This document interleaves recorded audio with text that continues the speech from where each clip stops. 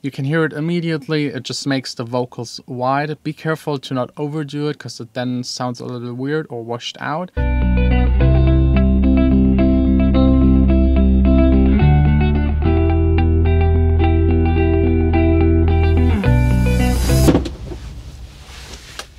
Hey guys, welcome to the studio. Today, finally, hopefully finishing the second song with Gavin.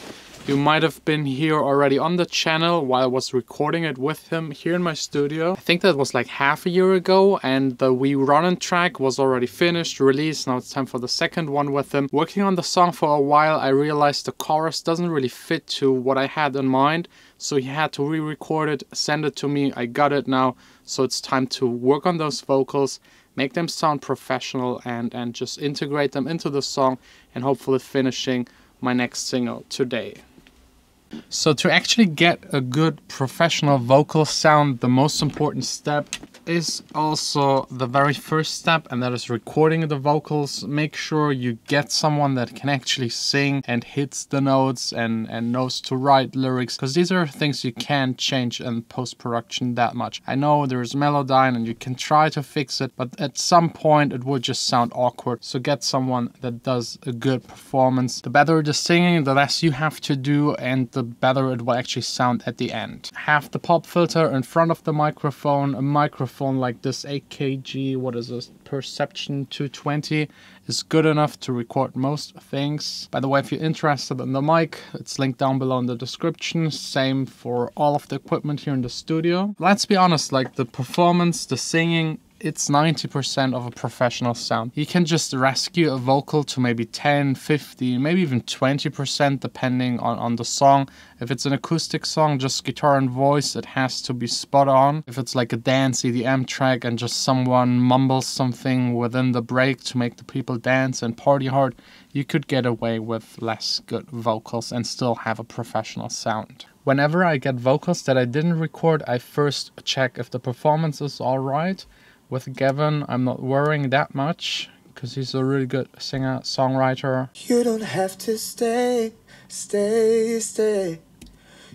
Feel it in the bass. Okay, listening to those vocals, first up, what I really love about him sending me the vocals, he took care already of recording different octaves, layers, variations to just get a thicker vocal sound without having to fake a thicker vocal sound. Let me drag that into Logic to actually show you what else I heard. Creating a new track for every file. You don't have to stay. I can feel it in the bass. You don't have to stay. You don't have to stay. So you can hear that consists of different layers. He already named them with left and right, so we'll fix that first. Go into the mixer and make sure that the ones that are named left are on the left and the ones named right on the right. It's a very old and simple technique. You just let the singer sing it 2 or 3 times, the same thing, and then you put one left, one right, one in the center. Make sure the center one is the loudest. Left and right depends on your taste. I usually push them more into the background with more reverb. So next up, what I can hear and annoys me a little is all of the dirt in between. I can feel it. It's a little noisy, but about the noise I'm not worried that much, because in the mix at the end you won't hear it. But if the noise is too high, especially if you have to layer things and the noise adds up, just use a simple noise gate. It's doing all of that for you. You could also automate the noise out of there, but it's more work than just the noise gate. For example, this right here is the Logic noise gate. You can just set the threshold. Everything that is below that threshold is muted. Everything else just goes through it. So you can only get rid of the noise that is in between. If you want to get rid of the noise that is simultaneously with the vocals, that's quite hard, but by iZotope they have this RX plugin suite, and they have some denoising plugins that actually really work. I don't know how they do it, but it really removes the noise. Next up, definitely working on the main vocal. The name already says it. The main vocal is in the center. It's the main thing. Everything else is just around it to make it sound good. So first I do a very simple EQing. I just put on the Logic EQ, get rid of the low end just in case there is anything left down there. I can feel it in the bass. I can feel it in the bass. Just a low cut, 100 Hertz. Next up, a compressor. I usually go with some of the wave plugins, but for you to actually being able to mimic it, I would just use the Logic compressor. It works the same. Sound is a little bit different, but nothing you have to worry about. You could either go with one of the voice presets and use it as a starting point, or just dial it in yourself. I can feel it in the bass. I can feel it in the bass. I can feel it in the bass. And you can see in the graph view what it's doing, basically reducing the loud parts just to reduce the dynamic a lot, because it would be weird if you listen to a main pop chorus and in between there's some words that are just quieter than the rest. We don't want that. There's also a plugin called Vocal Writer. It works a little bit differently. It's kind of automating it for you. If there are huge differences in the vocal volume, I first use the Vocal Writer, then a compressor. This time it's already all done pretty good from Gavin, so I will add another EQ. This one is actually more to tweak the sound to my liking, going deeper into it. This might take a while. Bass. That's my EQ setting for this song. I cut it again, the low end, just to make sure. Then I had like a frequency around 425 Hertz that I didn't really like that much. Reducing it by the 3 decibels made it sound nicer and cleaner. And something that is very standard to do is actually raising the top end of the vocal. This can sometimes cause trouble because it will also increase the hard S sounds, especially on female vocals. Here on Gavin's voice, not that much, but still, next up I will actually use a de-esser to correct this again. The de-esser is kind of a noise gate combined with an equalizer. So instead of having like a steady EQ that reduces the S frequency, it's only reducing it whenever there is a S sound actually. So you can see right here at the bottom, this activity button, whenever it lights yellow, it's the S-ing. I can feel it in the bass. I can feel it in the bass. And just to show you what it does, let me exaggerate it and turn it up all the way. You will hear it kills all of the S sounds. It kills also some of the other sounds. And it sounds like the singer isn't even opening his mouth to sing. I can feel it in the bass. I can feel it in the bass. I can feel it in the bass. I can feel it in the bass. I can feel it in the bass. I can feel it in the bass. I can feel it in the bass. So you really have to find the point where it reduces the harsh S sounds but doesn't kill them, so that it sounds like the singer, I don't know, never learned to speak. Next up, the effect that I think actually makes the biggest difference, and that is reverb. We need a room for this vocal to make it sound nice. For this, I've set up one bus. I think it's bus number 6. It's my vocal reverb. As almost always, I'm using the Valhalla Vintage Verb. And just, trying to find a setting that fits. I can feel it in the bass. I can feel it in the bass. I can feel it in the bass. And this one, it's part of my auto load. It's a little too long, so we'll reduce it to maybe 1.4 seconds. I can feel it in the bass. I can feel it in the bass. I can feel it in the bass. I can feel it in the bass. I can feel it. And with the reverb, it's really totally up to your preference, your taste. Some people like vocals with a lot of reverb, some like it a bit tighter. What you should definitely do is EQ the reverb, or at least think about EQing the reverb.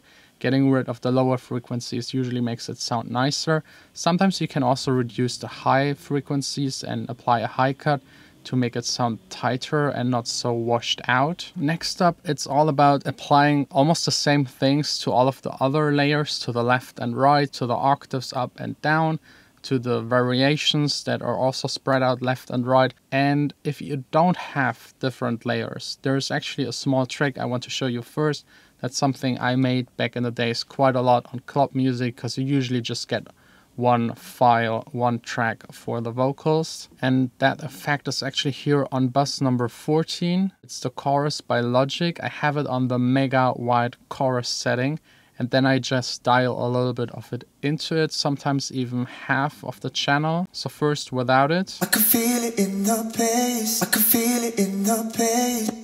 And now with it turned half of the way up. I can feel it in the bass. I can feel it in the bass. I can feel it in the bass. You can hear it immediately. It just makes the vocals wide. Be careful to not overdo it, because it then sounds a little weird or washed out. If you want that stylized effect, just go for it. But that might be your best option if you don't have separate layers of the vocals. Another option actually that I like also to do a lot, and I think I will also do it on this track, is to lower the vocal by 1 octave in the computer, just using the pitch shifter, putting it on -12, the mix all the way up.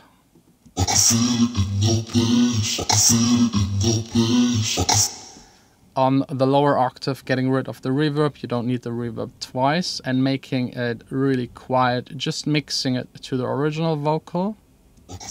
In the bass, I can feel it in the bass. I can feel it in the bass. Just makes the vocals a bit thicker, gives it this slight robotic sound that you might aim for in your song. And what also really helps is distorting the vocals, not to a degree where it sounds bad, but like a tiny bit to make it gritty, especially here on the song.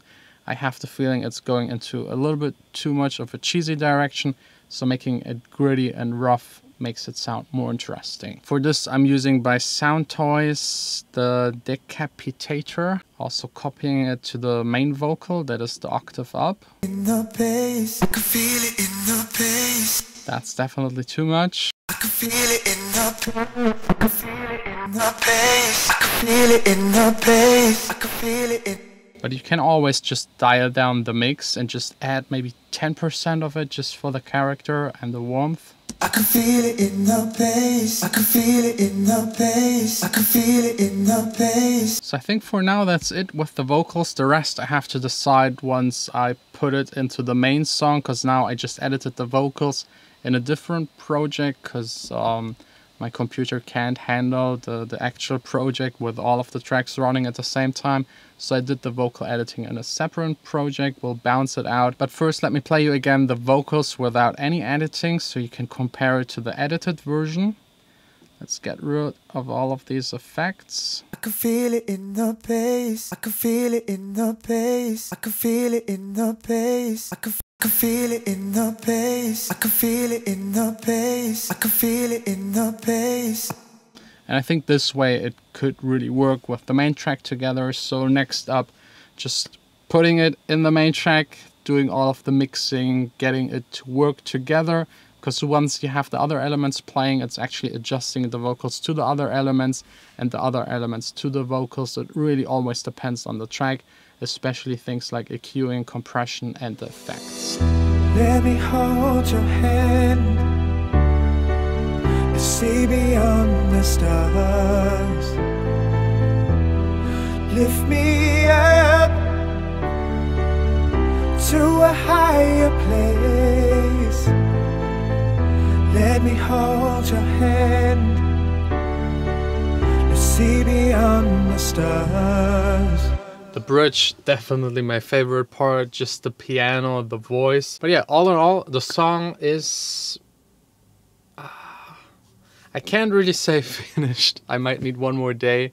It's now in a stage where I would just listen to it at home with headphones, listen to it every single day, 3-4 times, write down things that I still notice, clicks, pops, transitions, maybe EQ changes, testing it on other systems, and then go back to the project, maybe just 2 or 3 hours, and then it will be all done. I hope you enjoyed today's episode. It's already quite late, time to head back home, have dinner, relax a little. Tomorrow is another exciting day here on this channel. I might actually maybe buy new speakers, which I'm looking really forward to, so don't forget to tune in tomorrow. That's it for today. Like, subscribe if you liked the video. And if you want to work with vocals, actually, if you don't have any recorded vocals and you want to try out the editing, just check the first 2 links in the description. Those are the parts, the remix parts for my remix competition that is going on at the moment. You can use them in any way you want, just please don't make them anywhere publicly available. I will announce this week where you can actually upload them to. I'm working still on the prizes and a lot of other stuff, but all of that coming up in the next couple of days. See beyond the stars. lift me up